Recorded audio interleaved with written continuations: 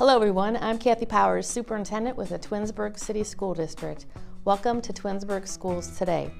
Well, for this month's show, we are here at George G. Dodge Intermediate School, and we're here for a purpose. Because today we're going to be featuring the projects that have been funded by the Twinsburg Schools Foundation here at Dodge. You're going to be able to see some projects in one of our classrooms, projects in the Student Wellness Center, in our art classroom, and in our music classroom. I think you're really going to enjoy the show today, and before we begin, I want to thank in the most sincere way our Twinsburg Schools Foundation for their support of the Twinsburg City School District.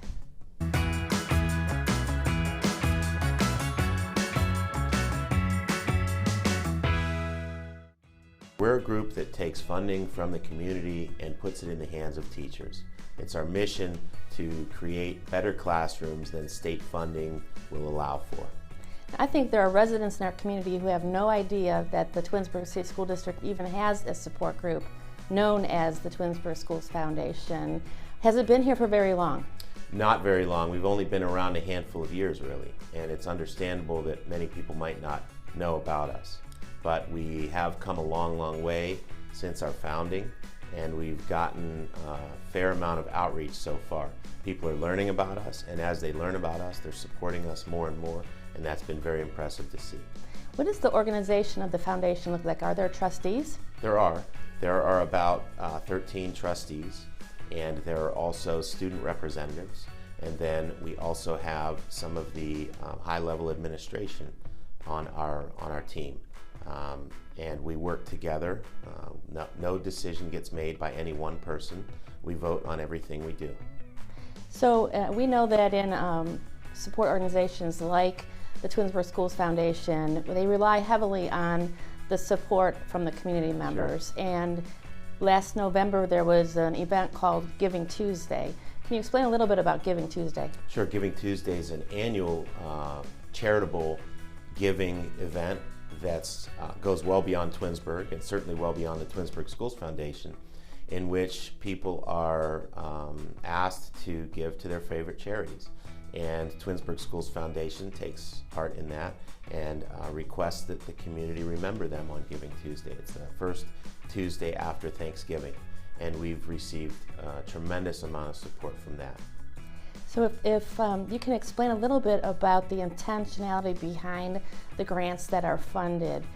You mentioned innovation. Why do the trustees want innovation in our schools? Well, because the way we see it, state funding provides a certain level of funding that is really geared towards a bare minimum.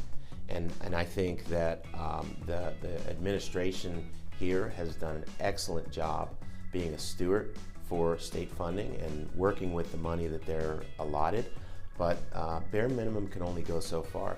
And we ask so much more of our students than bare minimum, of course, and we get so much more out of our teachers than bare minimum. And so what we aim to do is provide them all with more than minimum. And the most maybe motivating thing for me as a member of this team to have seen is the support that the community itself has provided, right? Saying, yes, we want to join this effort to provide more than bare minimum for our students. So the projects that we're going to see today at Dodge are interesting in the sense that they touch all kinds of realms when you think about school. So we have one that is in our wellness center, we have one that's in a classroom with board games, and then we have one in our art department and one in our music department. Why was that important for the foundation to fund so many different kinds of look when you're talking about funding a grant? Because there are a lot of different types of students in our system, and every student has a different set of needs. They all come to us with a different set of backgrounds, and we want to make sure that this is a community that cares about every student, not just the masses, not just the standard. We want to look at every student, every teacher, more importantly, and say, what do you need in your classrooms? What do your students need? And we feel like the teachers have given us a really good voice of their students and said, this is what my students need in my classroom. Here's what I need to do in order to really do my job and elevate the level of education in my classroom. Monetary support is what makes this organization go round. We are caretakers for it. We're custodians of those, those funds, but we just pass them along, really. It's our job to just take from the community and put that funding in the hands of the teachers. And so finding us at our website, twinsburgschoolsfoundation.org, is the easiest route. We also have some social media presence, but there are ways to donate right through our website.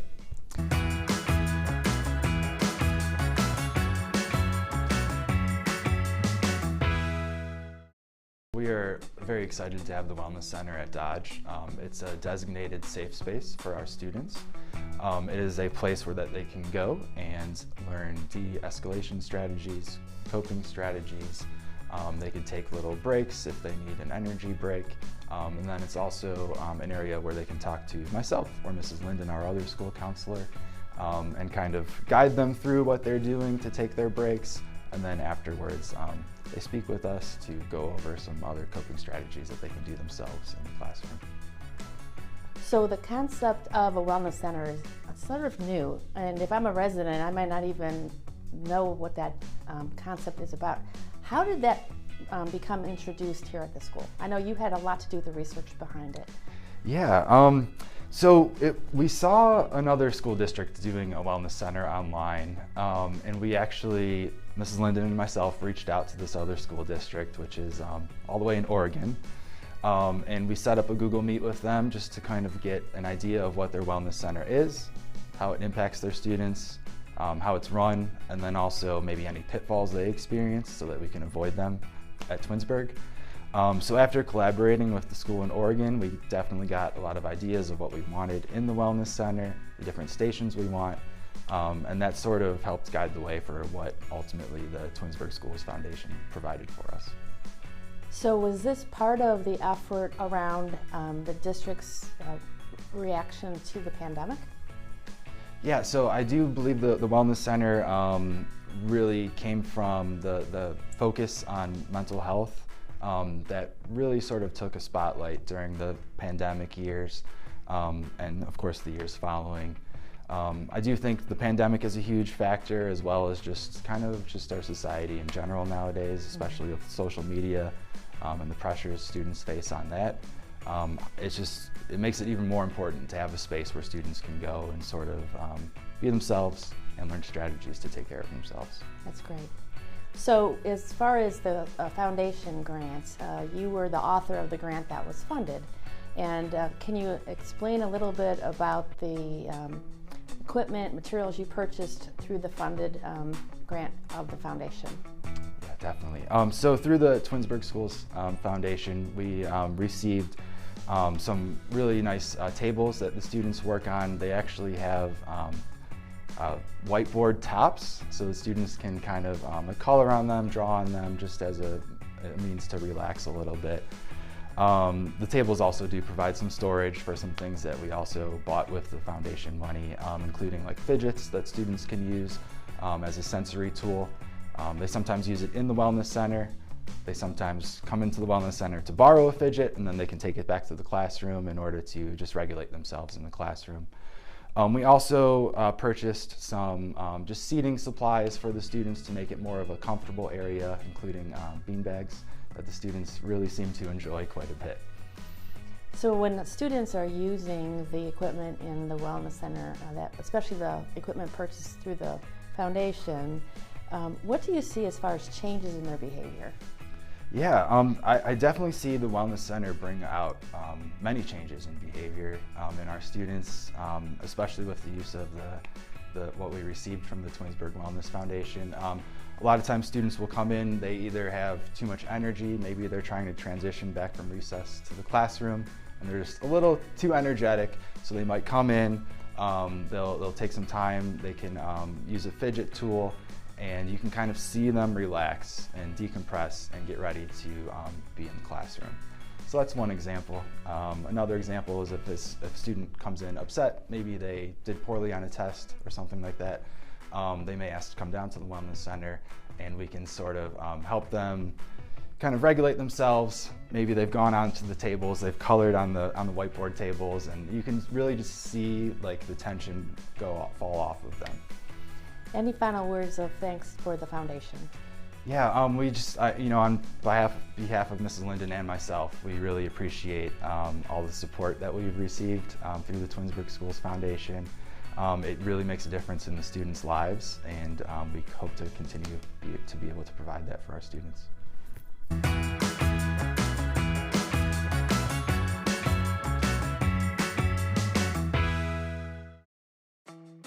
The students I teach are 5th graders. I mostly teach language arts and social studies. The students in my classroom are mostly identified gifted.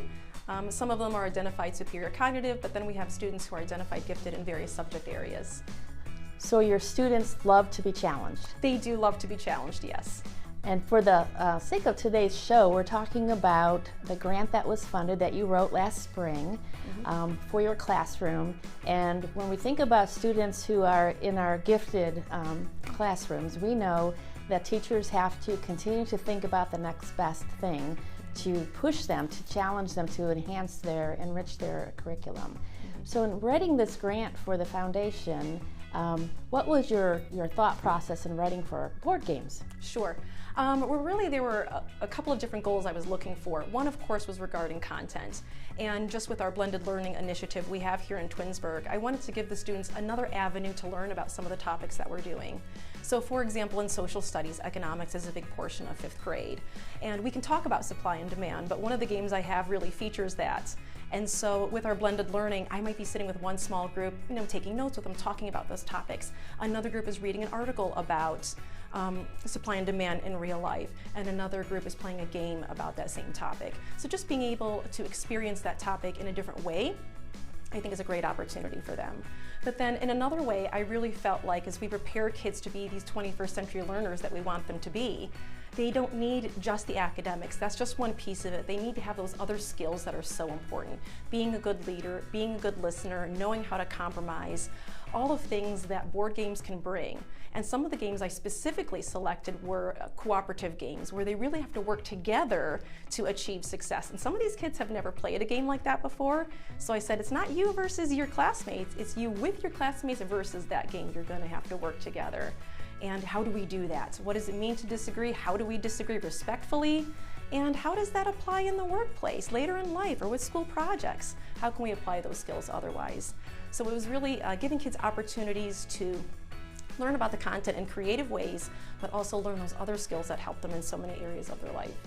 How have the board games been received by your students? They love them. They were so excited, but it was interesting because when I first told them that we were going to do board games, they're expecting some of the things that they're familiar with. They might know Monopoly. A lot of them said, oh, is this just like that? Well, some of them are, but some of them are really different too. So they were excited to learn new things. And I would introduce a new game, we would learn that, and then they would come and say, can I stay in a recess and play that? Yes. Or it's IE time, I finished all my work, can I play this? There's one game that I have, it's Forbidden Island. There's 3 parts in the series, and the kids challenge themselves. We want to play each game in the series. We're going to beat every one. Some of the games have different challenge levels. Some of my kids are playing right now, and they're choosing the hardest challenge level possible.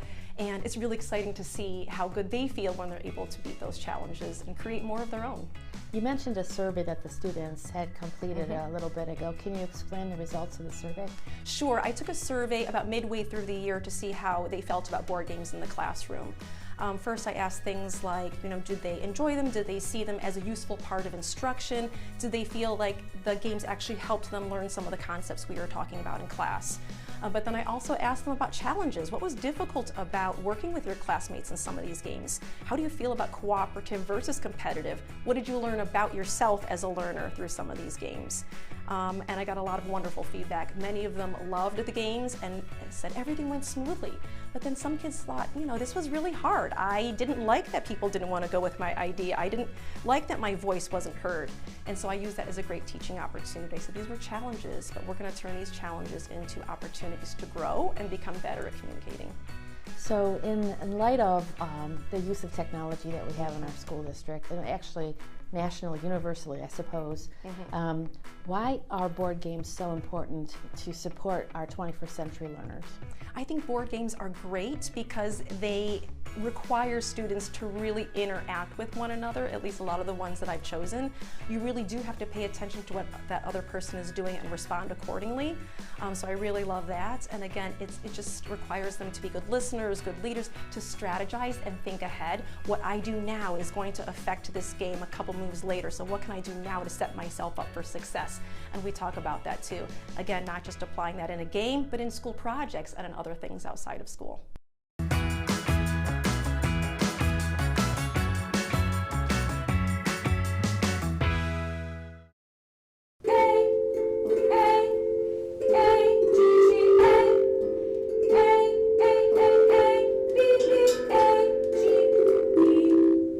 The Twinsburg Schools Foundation, last spring you were funded with a brand new instrument that you're using. Can you give us a little insight into this great thing that you're using in your classroom? Yeah, absolutely. So this instrument is called a tongue drum. It actually originates from Africa, and it went over to China and Japan as well.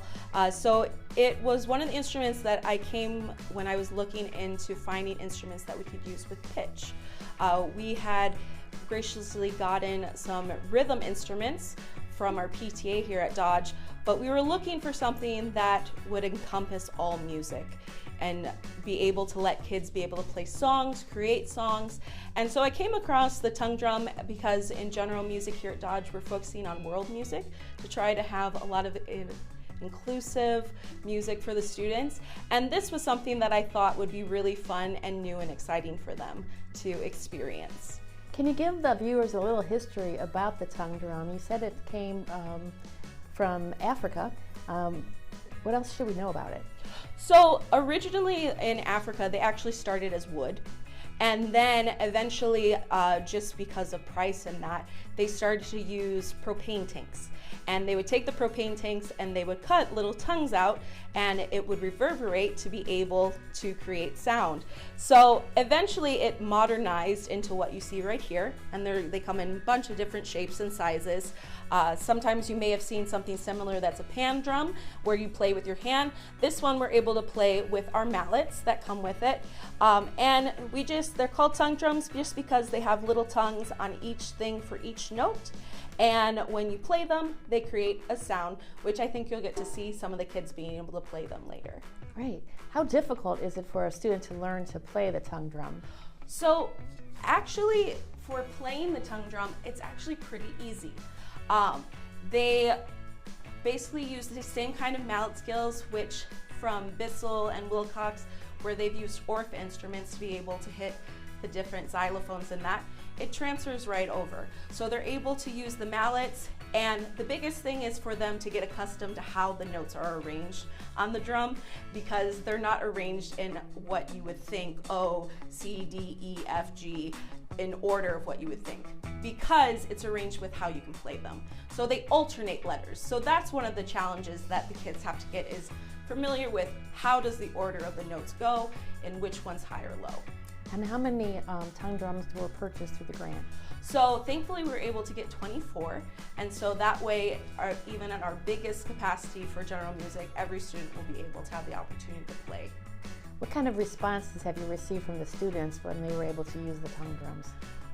I have been so excited with them just because as soon as they get them, they just want to start playing them and they want to get experimenting. And I think one of the exciting things is it's really opened up possibilities for students.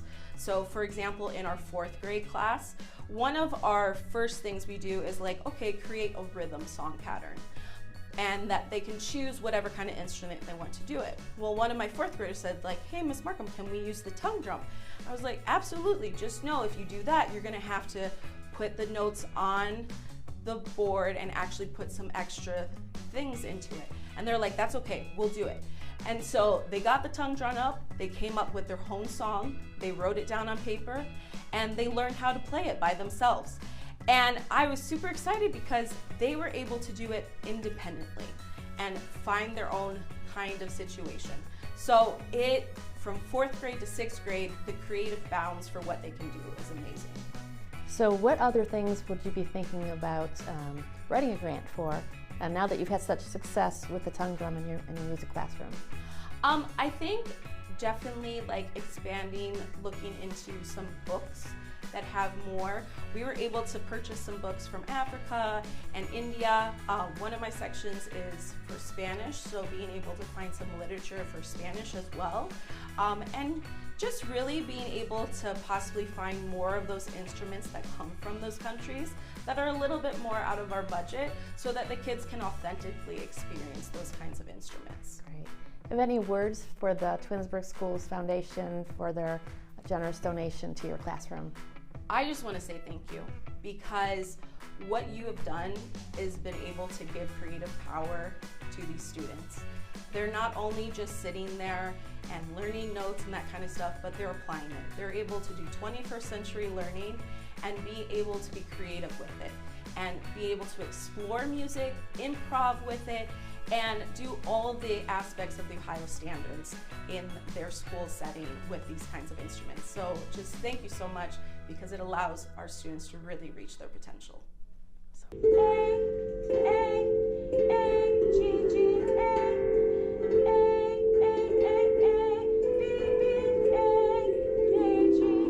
That one's the hard one.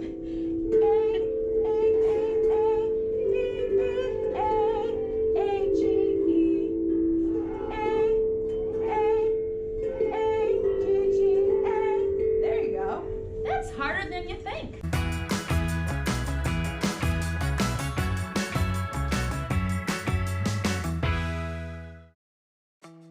As far as the Twinsburg Schools Foundation grant goes, you took this project in a very special way. Can you explain to our viewers what you did in your proposal to receive funds for your art classroom? Absolutely.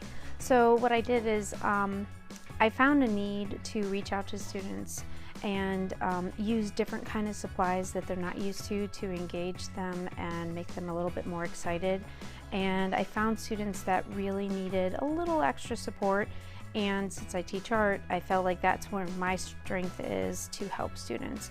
And by doing that, I needed different supplies that I typically don't have in a school budget, and it's like more tactile, it's gonna go away, it's consumable, so that is a problem too. But these students are able to take some of the stuff away with them and use it as therapy or as a fidget or just a good memory of how to calm down possibly. And so with the funding that I received, I got to buy really cool supplies that they love and I love using too. So when you say that the supplies that you purchased go to support students in different ways, can you explain that a little bit more? Well, if I have a student that, needs more tactile or just needs more space, I have the ability to give them the supplies that might fit their needs better. And I also have the time to work with them, and it allows for them to experiment, where I'm typically teaching a method and how to use a supply the correct way, but in Art and Soul they get to kind of experiment, and it just releases their creativity and it makes their spirits higher, and it's a calming thing too. So if I see a student that is having some kind of meltdown, I will say, hey, come with me, and I can give them some model magic, and it's like magic to them. And so I need that supplies to kind of work with those students, and then it dries up, so I need more. Right. So when you're talking about certain ways you can help students, we chatted before about maybe a child who is new to our school or a child who is anxious about taking a test. How does art help relieve some of that anxiety? Well, it can prepare them to calm down. And then I'll have students, maybe you should doodle or just kind of draw a circle and think of something calming to reflect on before they start doing something that they're anxious about. And even having a conversation of, hey, how do you make friends? And, even play story with some of the materials too. It's kind of like a puppet show or something along those lines. I have a trusted feeling with the students, and they can come to me and they can quickly see me also. So I saw in your classroom masks and looked like foam box fillers and all kinds of tactile types of materials. How do you pick one from the next? How do you know what to buy for a child when you're talking about their tactile kinesthetic needs? Well, that was one thing with the foundation money is I went through and I know what kids love to touch. I have children myself and I know what they love to play with. That's one way, but I also I want a variety because every kid is different. And you know, some student might love Model Magic, but another student might like modeling clay, which is stickier and it forms into a harder sculpture in the end, but that can be like smushed back down and reused. So it's kind of like getting to know the students, and I have it on the cart where they get to pick. So sometimes they come in and they get to choose. So the more variety I have on there, the more selection they have. So if you have some words to our Twinsburg Schools Foundation about this grant, what would you say? Thank you so much, first of all, and I really appreciate the backup to a new program that I'm trying to start here at Dodge, and I feel like if I can just reach even a couple kids and make their day, they're going to want to come back to school, that anxiety is going to release, and by purchasing all these materials, you know, they get to have this outlet that they don't always get in school. Thank you, Twinsburg School Foundation. Thank you, Twinsburg Schools Foundation. On behalf of the students and staff here at George G. Dodge Intermediate School, we would like to thank the Twinsburg School Foundation for their generous donations. They have given our students and staff the opportunity to explore education in a whole new way.